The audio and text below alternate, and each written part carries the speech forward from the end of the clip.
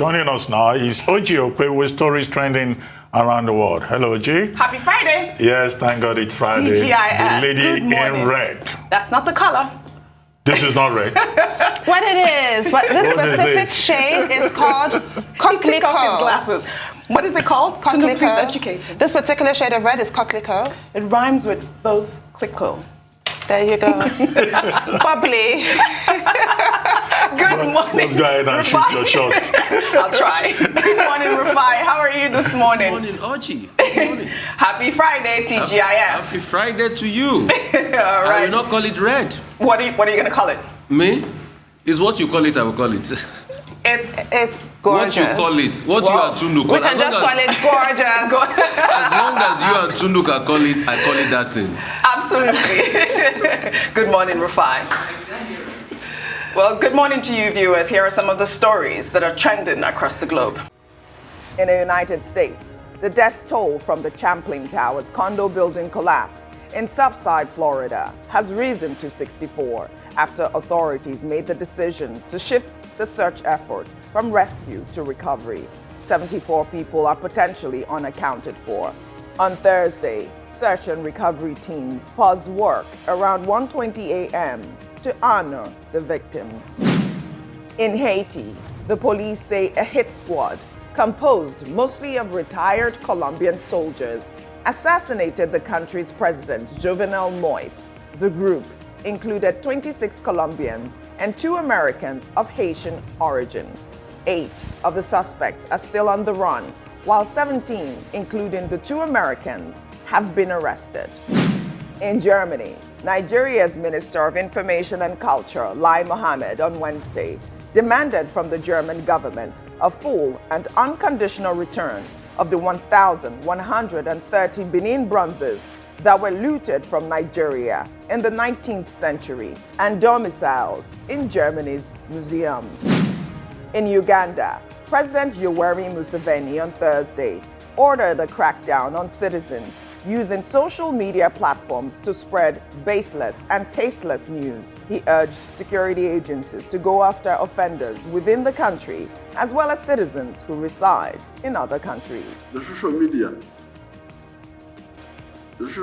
apparatus has been saying that Museveni is dead. So the security service needs also to solve that problem. I need to check with them to locate quickly the one who tells such a story, because you waste people's time. They should go for you. Under sports, England's manager, Gareth Southgate, is reported to be in line to receive a knighthood if he guides England to glory at the Euro 2020. And America's most decorated gymnast, Simone Biles, opened up about the depression she suffered after being sexually abused in the latest installment of the Facebook Watch docuseries, Simone vs. Herself. Biles said that for a period of time, she struggled to cope. I, too, am one of the many survivors that was sexually abused by Larry Nassar. Please believe me when I say it was a lot harder to speak those words out loud than it is now to put them on paper. There are many reasons that I have been reluctant to share my story, but I now know that it is not my fault. Finally, under entertainment, Michael Avenatti, the brash lawyer who once represented Stormy Daniels in lawsuits against former President Donald Trump, was sentenced on Thursday to 2.5 years in prison for trying to extort up to $25 million from retail giant Nike by threatening the company with bad publicity. Avenatti, speaking through tears, told the court before the judge delivered the sentence that he alone had destroyed his career, his relationships, and his life. Let's begin what's trending in Nigeria. Loretta Onache, President Muhammadu Buhari's aide on new media, has come under intense criticism on social media after it appeared that she made false claims about her membership of the All Progressives Congress.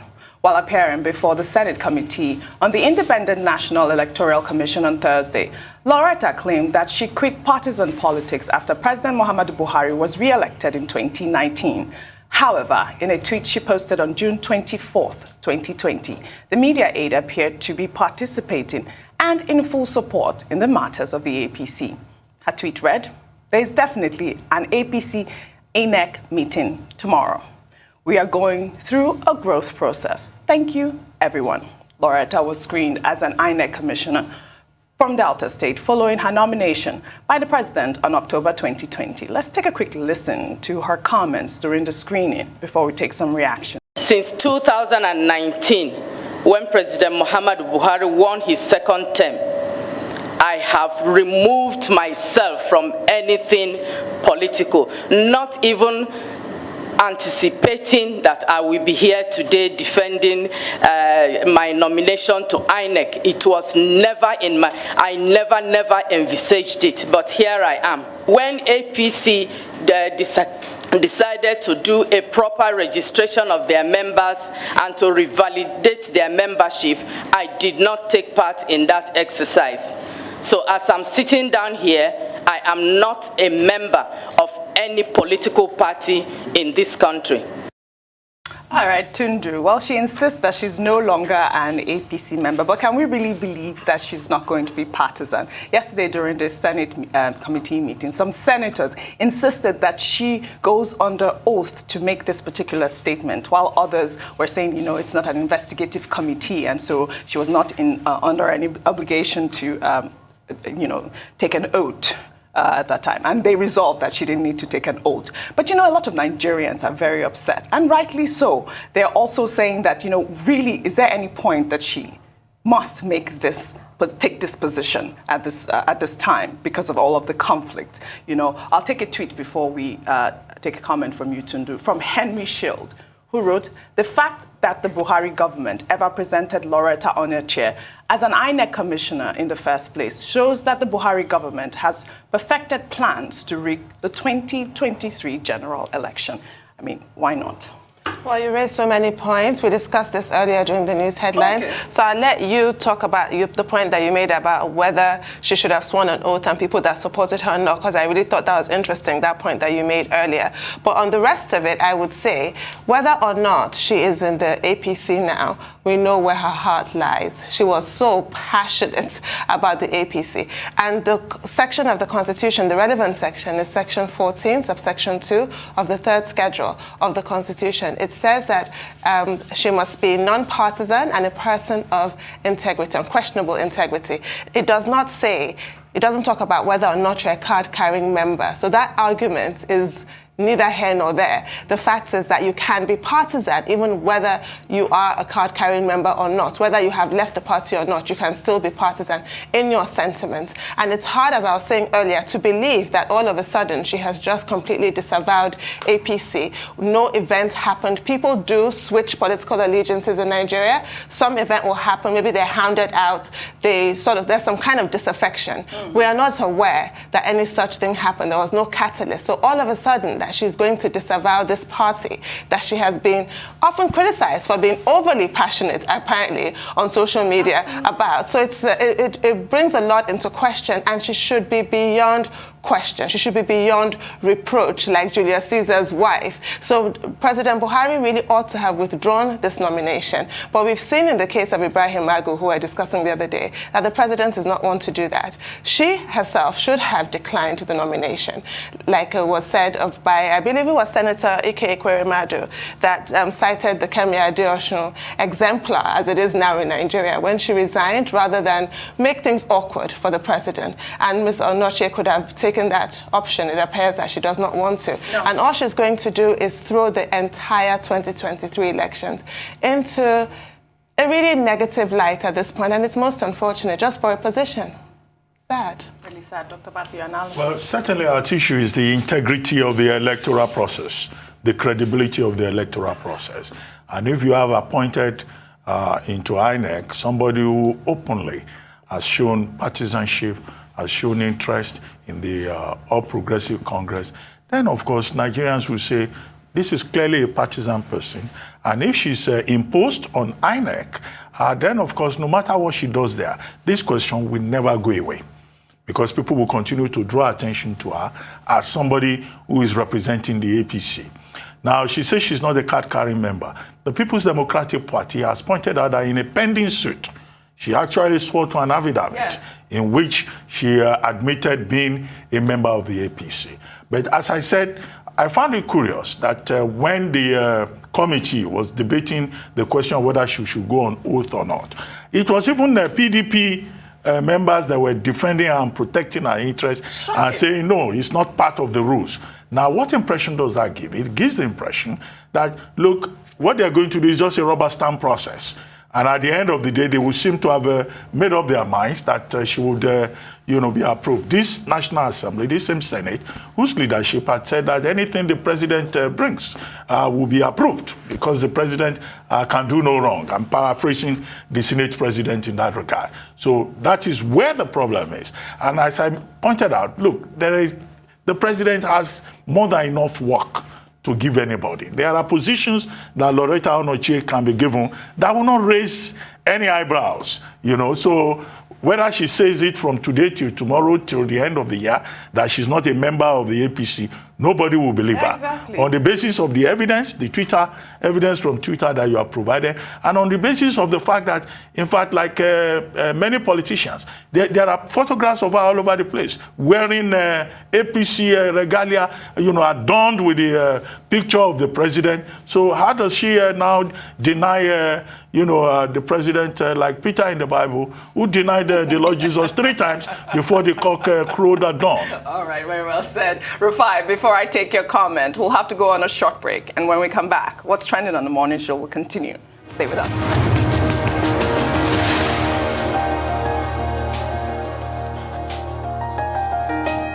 Welcome back to the morning show. We're still on What's Trending. Rufai, before we went on a break, we were discussing President Muhammadu Buhari's media aide, Loretta Onochie. I'd like your analysis on her position.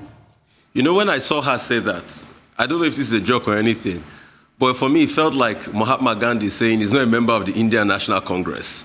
That's what it felt like for me, honestly. Let's not deceive ourselves in this country. Let us call a spade a spade. We have seen it, there are depositions in court that this woman has leanings to the APC.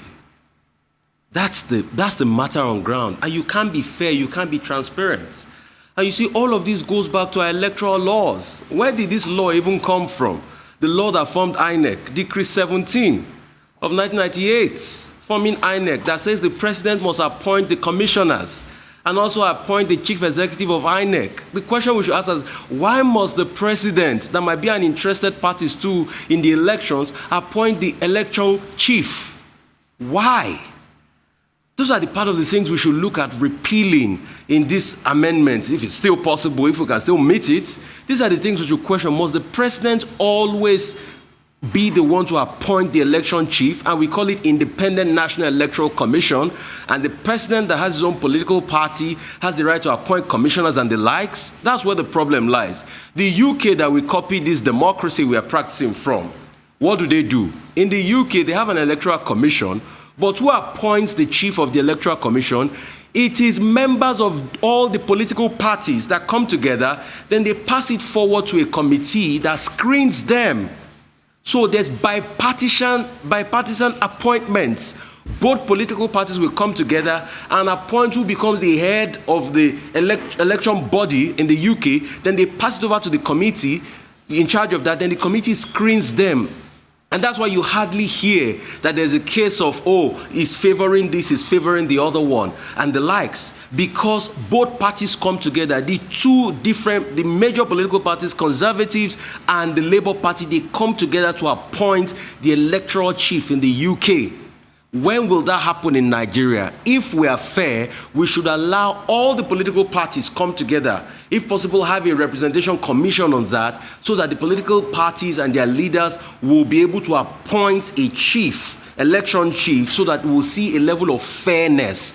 If that is the case, something like this will not spring up. But Loretta Onochie saying this, for the life of me, we all went on our Twitter page and we saw a lot. We can't say on TV. All right, then, Rufai. We'll take another story in Bayelsa State, where the Niger Delta University has announced the indefinite closure of the institution amid protests by students over the introduction of uniforms. According to the Vice-Chancellor of the university, the uniform policy was adopted as a means of identification to curb cultism and other crimes in the school. The measure, they say, came after a student, James Okumakbaye, was shot dead back in April. Protests against the introduction of the uniforms began on Monday before the indefinite closure of the school was announced. To do a quick analysis on this story, I can't believe that they are subjecting university students to uniform as a means of identification. I mean, is there no other way? There has to be another way. I mean, the problem of cultism is really, it's huge, but that's quite a superficial attempt at a solution, just the uniforms. The issues are much wider than that. There's parenting as a problem, peer pressure, and then also the fact that politicians actually use our youth to do all kinds of disgusting things. And we find that those purveyors of violence, to borrow Martin Luther King's phrase, are often fettered by society. There are never any repercussions to their criminality. So how won't a lot of young people think that joining cults is a good idea? So it has to be addressed holistically. We have all kinds of stringent anti-cultism laws. By ELSA, you can serve 20 years in prison if found to be a part of a cult, but it needs to go way beyond that. Certainly not infantilizing university students by putting them in uniform as if they're still in primary or secondary school. That's just not ideal. Neither is this indefinite closure. I'm very concerned about that. Yes, it has come to this at this point. But the protests have been going on since Monday, and I think that something should be done about this, like immediately. Hopefully. Really sad situation. We'll take our final story. Over 9,000 people around the world have signed a petition launched on change.org to stop Nigerians from eating dogs. It is alleged that Nigeria's meat trade has become so prosperous that the dogs are taken from surrounding countries such as Niger and transported to Nigeria to bolster its growing demand for dog meat, also known as 404. The group has asked the president to implement the existing laws against animal cruelty, maltreatment, and neglect. Dr. Abati, I'm coming to you straight on this story. Well, I'm sure that, those who promote animal rights, like the 9,000 persons who have signed this petition on change.org, will be shocked that in Nigeria, in 2021, people are still eating dogs that are supposed to be very loyal, brave animals, kept as pets by many people. But here in Nigeria, the fact is that people eat dogs, truly. Particularly in Akwa Ibom State and also in Cross River State, where it is popularly known as 404. And dog pepper soup, dog meat pepper soup, is a special delicacy. There are specific places where you can get that delicacy. I went to school in Calabar, in that part of the country. To call them out. And the preferred one is a local breed, not the foreign breed. Not this foreign breed, they call it ekuke. And the reason people eat dog meat is because they say it has medicinal purposes. They say it can purify your blood. They say it's also a very strong aphrodisiac. You and aphrodisiac. You said yesterday. I'm just telling you the reasons why some people eat dog. Now, can I ask you before you move forward? Have you tried it before?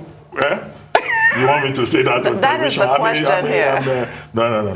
And then, of course, they also say it gives you supernatural powers because dogs are supposed to be supernatural. That if you eat dog meat, you'll be protected from witchcraft. Now, it's not only in Cross River and Akwa Ibom that they eat dog. They eat dog too in Ondo, where it is a special delicacy. The Ondo people call it lokili. But it's also used for ritual purposes. Ogun worshippers also slaughter dogs to worship Ogun, and that has been well dramatized in Wole Soyinka's The Road. Kill a dog for the road. But for the international community talking about animal cruelty, this will sound most unusual. That man's best friend, a dog is described as man's best friend, ends up as pepper soup for many people.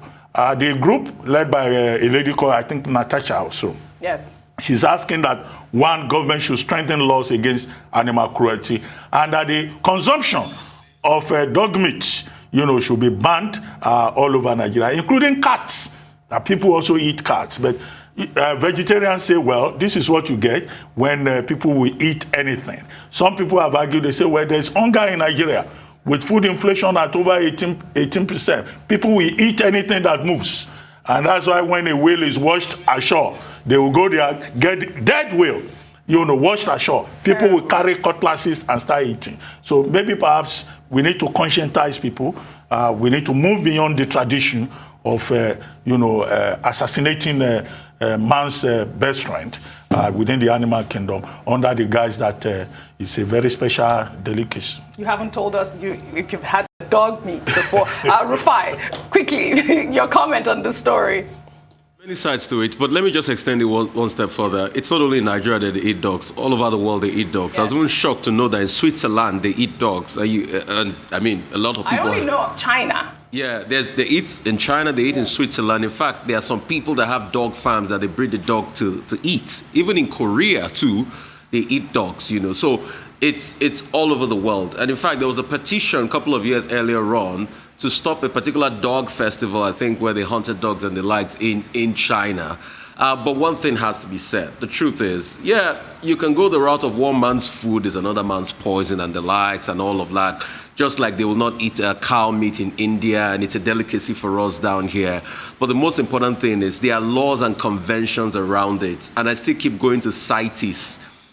That's the, what's it called, a Convention on International Trade for Endangered Species. It is only CITES that list all of this, and there can be regulations, to be able to regulate it. So most of the protesters, too, can go to CITES to be able to put the laws in place, and it trickles down here. So if it's on the list of CITES, it's quite arguable there. So that's just what I'll say about that. Well, thank you, Rufai. Tunju. Audrey, you're making me want to revisit my experiment with veganism. I'm going to reconsider. I think we should all try it. I find this nauseating. Thank you very much. Thank you, guys. Have a great weekend. I'll see you next week.